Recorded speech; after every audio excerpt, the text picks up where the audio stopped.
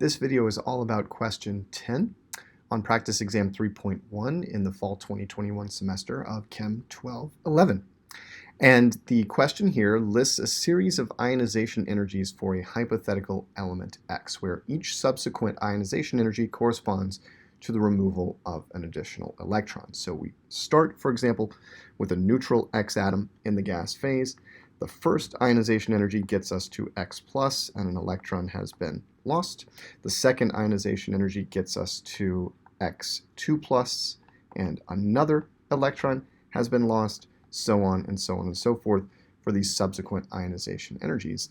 And this question has an interesting twist in that we're asked not necessarily to identify the element, which we are going to do, at least a candidate element based on the number of valence electrons there, but actually to identify the stable monatomic ion of the element X. And this may be a cation or an anion. So this problem is all about connecting ionization energies with the number of valence electrons in the atom, the number of electrons in the valence shell, and then relating that to position on the periodic table and how many electrons the atom wants to lose to form a cation or gain to form an anion, depending on whether it's a metal or a nonmetal, based on its position on the periodic table and its number of valence electrons. So let's take a look here.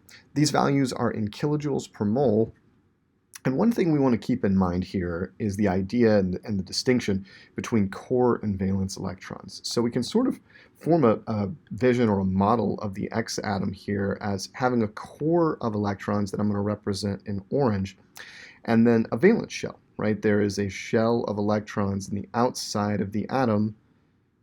That is the valence shell, the outermost shell of electrons. And the valence electrons are held much less tightly than the core electrons. And so at some point, as we ionize X, as we take electrons away from X, let's say we've taken away N electrons, just to put a hypothetical value of N there for the number of electrons lost, we end up with an Xn plus cation, and at some point the valence shell becomes empty. At some point the valence shell becomes empty. So now in Xn plus, we're left only with those core electrons left behind. And actually this ion will be much, much smaller than the initial atom, not drawn to scale, but you know where I'm going with this. Now let's think about the ionization energy N plus 1, the ionization energy for the N plus 1th electron. Well, this is going to correspond to removing an electron from the core, right? An electron from the core is going to be pulled out. This is very, very high energy. This is a very, very high energy situation. And what we see between IEN, which we might call as the last ionization energy before we reach Xn plus, and IEN plus 1 is there's going to be a huge jump here from IEN to IEN plus 1. And so we're looking for that in the ionization energies right here. And we see that the largest jump by far is between IE6 and IE7. So what that tells us, based on the discussion we've laid out so far, is that this element of interest has 6 valence electrons. 6 valence electrons. Now, what does this mean in terms of position on the periodic table? This means that the element is in group 16. That's the group of oxygen, sulfur, selenium, etc. So, for example, let's just say the element is oxygen. Now, what's the stable monatomic ion of oxygen? Well, we might just know that it's O2 minus.